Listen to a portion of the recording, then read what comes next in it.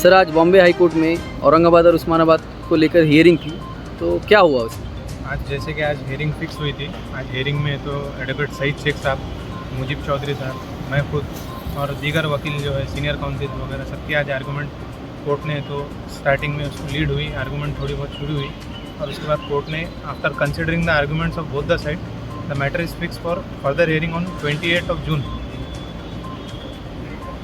जी, औरंगाबाद नाम और उस्मानाबाद नाम के लिए जो हम सब लोग मिलकर जद्दोजहद कर रहे थे और हमारी भी ये कोशिश है कि हमारे क्रेडिट और नाम से ज़्यादा औरंगाबाद और उस्मानाबाद का नाम बचना चाहिए और सब लोगों ने साथ मिलकर एक साथ लड़ाई रखना चाहिए और हमको न्यायपालिका का भरोसा है, इंशाल्लाह हमारे हक में फैसला होगा।